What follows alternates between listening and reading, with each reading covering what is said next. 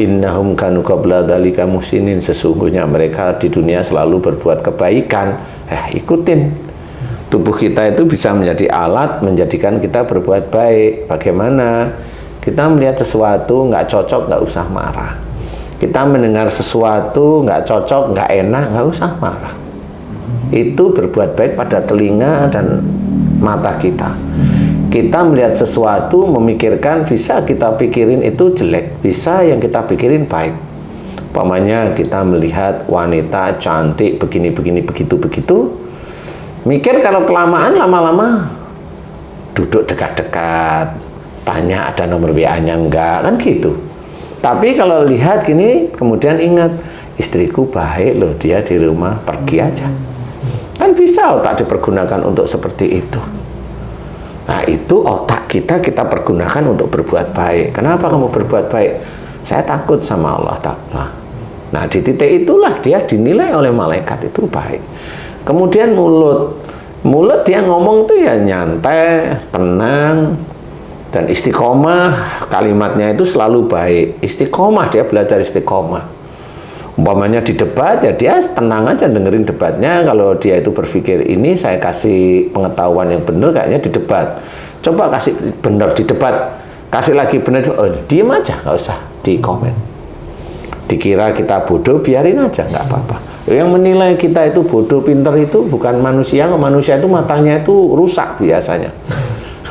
Iya, apalagi kalau grupnya bilang jangan deketin, nah dia ikut. Padahal yang grupnya bilang jangan deketin itu malah dia orang baik malahan. Nah, di situ sama. Kemudian apa? Cara intonasi pita suara, otot-otot daerah pita suara. Intonasi naik aja. Kan begitu. Nah, itu juga tidak baik sebenarnya. Paru-paru.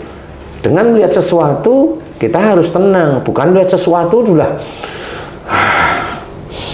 maunya marah, kan gitu ya, nggak bisa seperti itu. Kemudian nggak cocok, tangan itu maunya gemeter, pengen mukul, ya nggak usah seperti itu. Apa yang harus kita lakukan? Kalau memang itu tidak sesuai dengan syariat, kita pikirkan bisa nggak ini kita kasih tahu baik-baik. Nggak bisa ya sudah, lepaskan aja kepada Allah Ta'ala. Nah, itu berbuat baik. Nah, dari berbuat baik inilah iman menjadi kuat, amal soleh meningkat. Di luar itu sholat 5 waktu, di luar itu sholat sunnah kita, di luar ngaji kita yang lillahi ta'ala. Jangan baca Quran, jangan baca surat, jangan baca ayat untuk urusan duniawi, kecuali memang ayat tersebut adalah isinya doa. Boleh, silahkan. Kalau doa silahkan.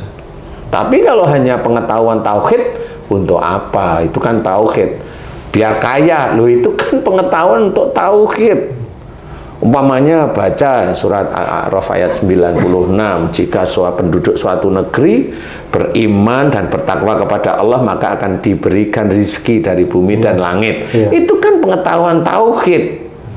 Tapi itu dibaca biar kaya, loh kan nggak ketemu. Walaupun itu ayat Quran, maaf nih Pak Ustadz. Kan bukan doa itu.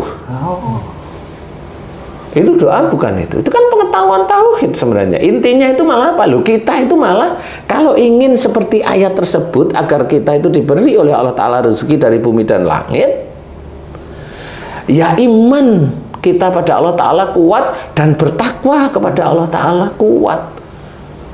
Bukan itu dibaca akhirnya menjadi amalan. Loh, itu nggak ada korelasinya apa-apa. Nah, seperti itu harus difahami. Itu pengetahuan tauhid, kecuali doa-doa apa? Oh, falak sama nas. Oh, itu doa agar dilindungi dari sihir. Boleh. Tapi saya sudah doa ratusan ribuan kali kok saya masih kena sihir. Lah, namanya doa. Oh iya. Yang berhak mengabulkan itu kan Allah. Dan kalau kamu doanya itu, kalau Allah nggak ngabulin kan terserah Allah. Oh, kamu kok malah protes, berarti ayat Qurannya salah. Bukan, kamu yang nggak paham. Namanya orang berdoa itu sama seperti orang memohon. Sama seperti aku mohon, Tung, boleh nggak aku itu pinjam uang 100.000? Yang berhak boleh apa enggak siapa? Tung. Ya, saya. Loh, kamu mau kasih aku apa enggak kan terserah kamu. Oh iya. Iya. Sama seperti itu, doa itu sama seperti permohonan. Itu tergantung si yang ngabulin. Lah kalau Allah itu ngelihat kalau momennya dibacaan itu nggak jadi-jadi, nggak kaya-kaya, emang nggak bisa. Karena apa? Nggak taunya orang yang membaca itu nafsunya hanya ingin kaya. Nafsunya, dia tidak sadar kalau imannya jebol karena nafsunya ingin kaya. Nah, kalau imannya jebol, kemudian takwanya jebol, rusak. Lah gimana Allah mau kabulin ya? Nggak bisa. Seperti itu. Makanya harus dipahami mana yang tauhid, mana yang doa harus diketahui sehingga tahu. Nah, kalau kita sudah berbuat baik, lakukan aja doa. Nggak ada yang aneh-aneh. Doa itu mohon ampun. Seperti Allah menyuruh, wabil asarihum yastaghfirun.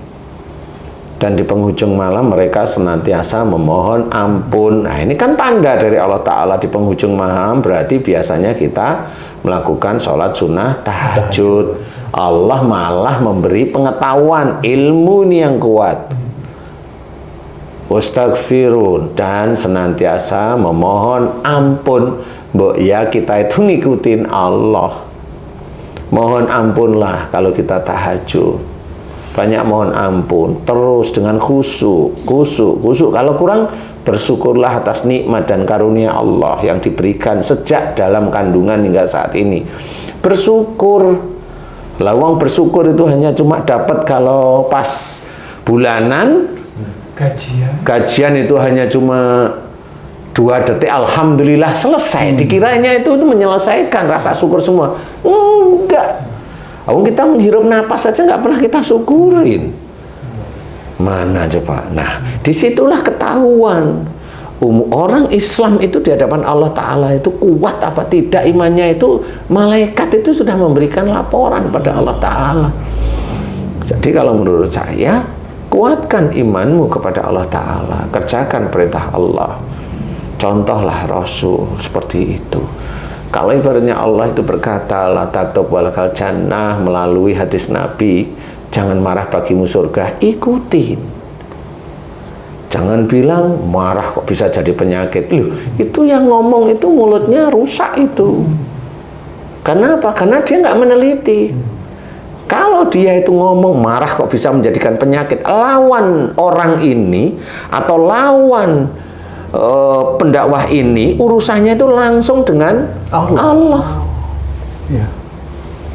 Kalau dia pendakwah urusan langsung sama Allah Ta'ala, nggak main-main. Apa nanti lihat aja permainan Allah. Dia mau ngelawan Allah walaupun kelihatan sholat ya. Saya berikan hadis melalui Rasulullah Muhammad SAW. Kamu nggak percaya, selesai dia, dikasih dia nyaman-nyaman di dunia. Nyaman di dunia itu mamanya kalau dilahlah, kalau mamanya orang itu LGBT ya aman-aman aja gitu kan, nyaman di dunia ya. Tidak ketahuan dan itu masih nyaman ya. Seperti itu. Makanya hati-hati di titik-titik seperti itu, hati-hati. Jangan merasa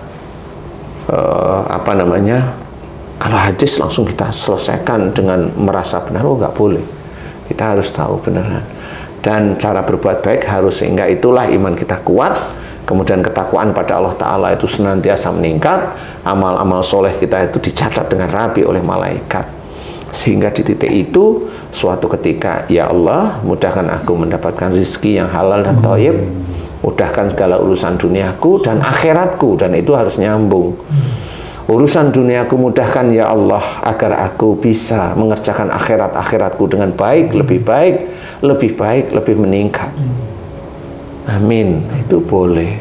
Gak usah minta apa-apa, karena Allah itu sudah mengatur mana orang yang beriman, mana orang yang berikhtiar.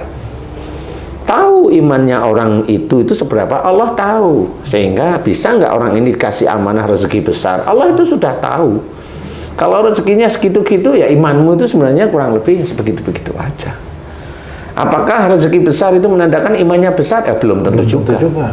Karena rezeki besar itu bisa aja istijrot.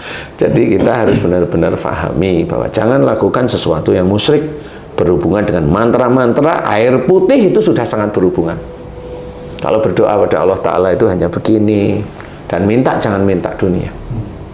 Karena itu sudah diceritakan dalam Quran, dalam surat Al-Isra ayat 18. Seorang yang nanti dia itu minta dunia, nanti di akhiratnya dimasukkan ke neraka. Boleh pilihan, silahkan. Baca sendiri Qurannya. Saya tahu kalau teman-teman beriman itu sudah rajin dia membaca Quran. Baca surat Al-Isra ayat 18, nanti ngerti. Istilahnya, jangan minta dunia, udahlah minta tobat ampunan, terus menerus minta maaf sama teman, minta maaf sama orang tua, terus menerus lakukan lillahi ta'ala. Nah, insya Allah dari situlah nanti Allah akan melihat iman kita, ketakwaan kita, amal-amal soleh kita, sehingga dilihat, oh ini selain iman, amal soleh, ketakwaan cukup lumayan kuat, dia kayaknya amanah, dikasihnya agak lebih. Insya Allah yang seperti itu bisa menjadi berkah rezekinya. Amin. Amin. Nah, makanya yang main-main dagang-dagang, teman-teman dagang yang